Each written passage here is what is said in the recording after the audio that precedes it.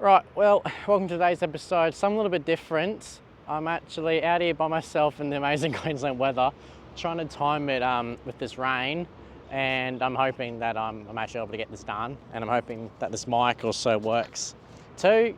As you know, we have been partners with Superior for, I think, just a little bit over 6 months now, and as you know, I've had their full kit and everything in my car for obviously a little bit over the 6 months. And today's pretty much just a review video on everything. So I'll run you through obviously what the whole kit is, a little run through of that, just a quick glimpse of everything. I've still got there's a full video where I talked with Mitch when I first got it in my car, which I'll leave linked and you guys are able to go watch that.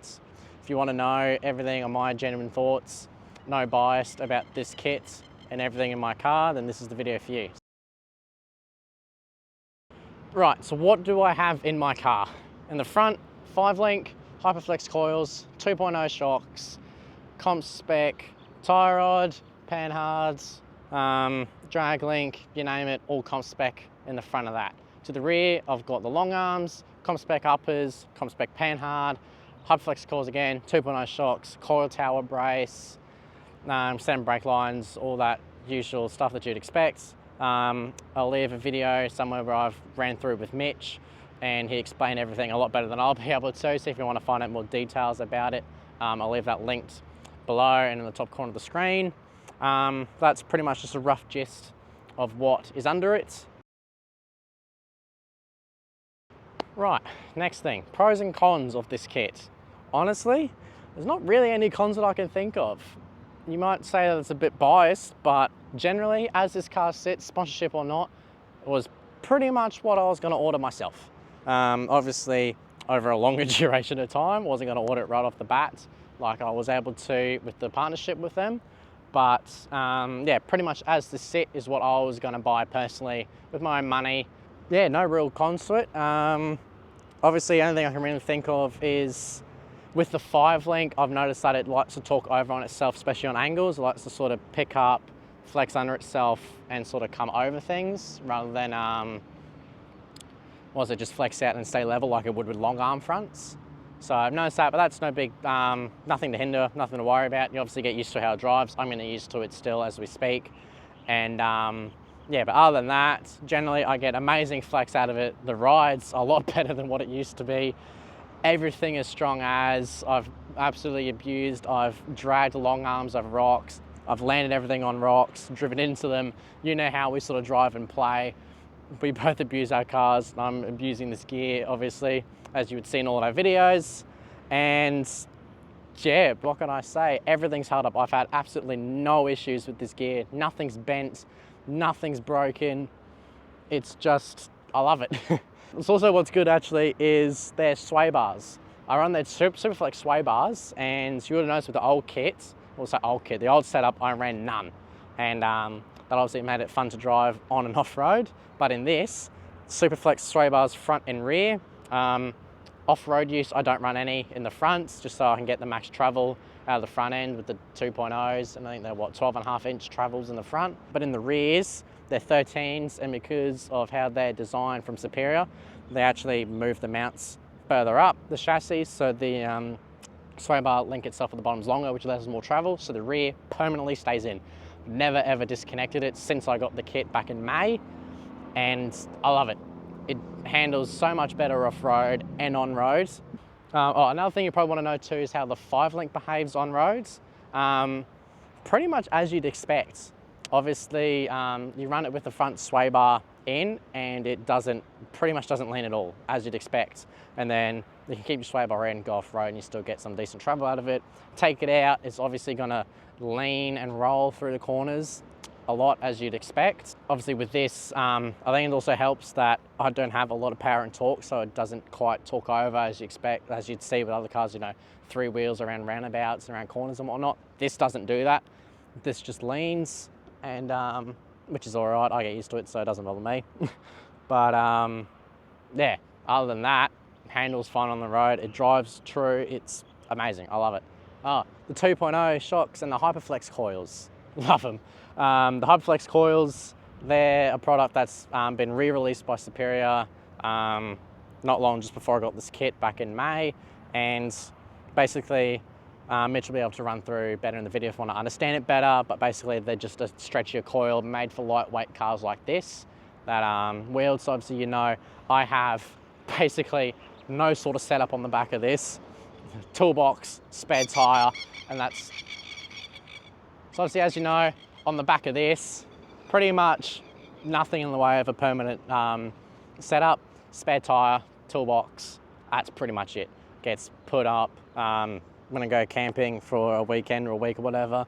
Gazebo, some food, fridge, whatever. Lightweight, which is nice, and even a steel tray, it's fine. But pretty much the FlexiCoil is, yeah, designed to travel, help stay in, and keep weight on the diffs and everything when you're going through your articulation and not dislocate. So the rears I found on the jack stance as high as I could of the chassis in the driveway, shocks disconnected and all that. I had to, the hub and the brakes were pretty much on the floor of our driveway before I was still struggling to get the, to pop the FlexiCoil out when I was putting the GU diffs under it.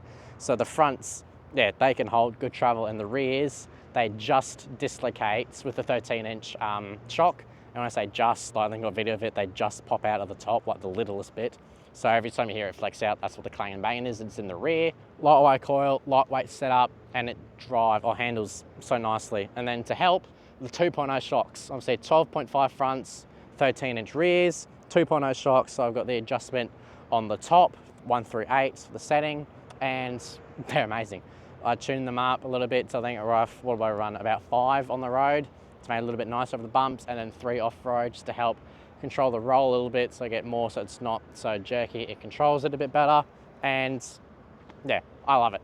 Probably one of the better things on this car, obviously apart from the whole bloody kit. Right, best / worst things about this kit. Obviously, I sort of touched on it with the pros and cons, but not everything. And again, yeah, I can't think of anything bad about this kit.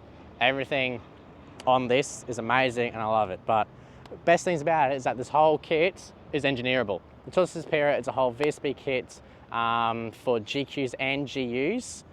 This whole setup can be engineered with 35s, which is, I think, pretty bloody good. So obviously that's another good thing about Superior. Australian made, they're local, they're just based up here in Burpengary, which is just up the road for us. Nice and easy to get to. And yeah, always testing, always trying to get the best for the four-wheel drive community. So obviously, as you've seen, I've been to some pretty cool places with this car, and not only with this kit, I've tested it from the tarmac to rocks to mud to sand, you know, you name it, I've pretty much tested it, and it's amazing. I love it. I recently did a trip. I've done, I think 2 trips from here in Northside Brizzy down to Newcastle. So 2,000k round trip with this car, and I love it. It's so nice and comfortable on the road, cruising 110, and then be able to pull up, you know, take that front sway bar out and drive it on the tracks. Trust the whole kit that nothing's going to go wrong with it, nothing's going to break. Sway bar rack in, and then drive another 1,000 k's back home. What can I say? I've done it with the old setup I was in this, so obviously the old shocks, standard arms, everything, and it definitely wasn't quite as nice to drive. Obviously, if you own a GQ, you know it's not very comfortable, especially with the GQ seats. Yeah, I love it. It's just so nice to drive on the roads, and I'm sure Dad can agree to that, comparing the 2 setups. He's driven this a little bit, and yeah, it's just, I like it. It's almost a different car. I wish I had the first reactions when I first drove out of it from here with Superior. And yeah, I was just ear to ear. It was just such a different car. I absolutely loved it. I'm sure another thing you want to know is dealing with Superior itself. How good are they? What are they like? And I'm going to say, I've got nothing bad to say about them. Being able to, if you have any questions, they've got the answers for it. They're in depth. They'll teach you everything you know, so you learn everything, understand everything that you're buying, what stuff to buy, what's best for your application and whatever. They've got everything in there that you can imagine that you need, and you can just collect all your parts. They've obviously pretty much always got stuff in stock, and always making new products and keeping everything up for every single car that you can imagine. And yeah, what else can I say? Right, one of the last few things, I put up a post just before I started recording this, a story asking if anyone had any questions about what I've got in the car and everything. Let's go from this one from Sean, I believe it is. Is it worth buying all the gear and installing it for the performance? Honestly, this whole kit, if you do what I do, 100% worth it. I absolutely love it. I would not have this car any other way.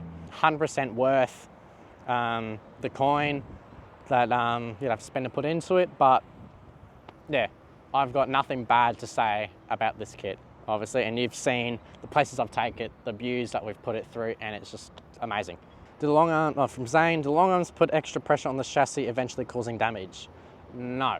Obviously, with these, they re-weld the mounts. I've got them re-welded with my wagon sliders that I've got, but everything is fine. They use the mounts, they do it right, proper. People weld them so you can trust it, and obviously I've done all the corrugations. I've hit the chassis hard, hit the bellies hard, and I have seen absolutely no damage. Pretty much scrapes along the 5-link arm, the long arms, and yeah, obviously I'll continue to keep beating on this car, but if there's any problems, Superior have a really good bloody warranty with all of their kit. So obviously if there's any problems, you go talk to them, they'll obviously get you sorted out.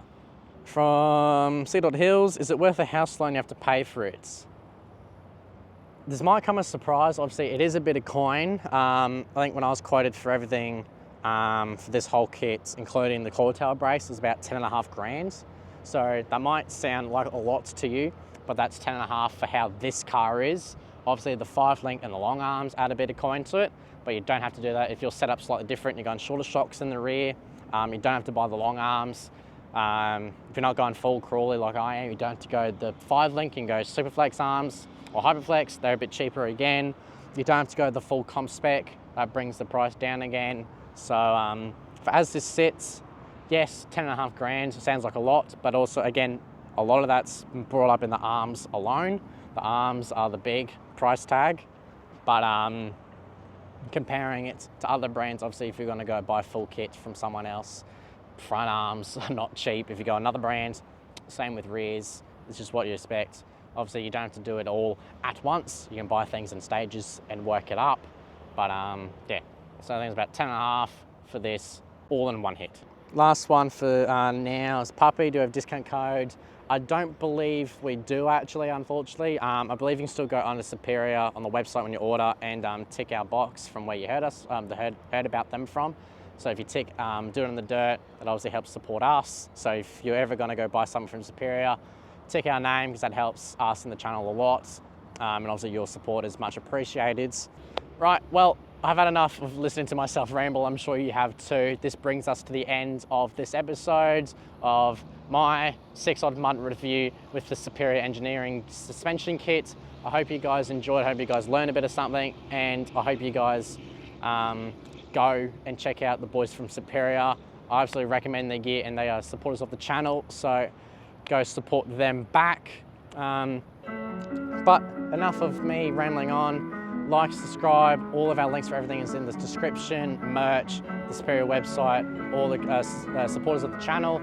And with that, I'll see you guys at the next episode.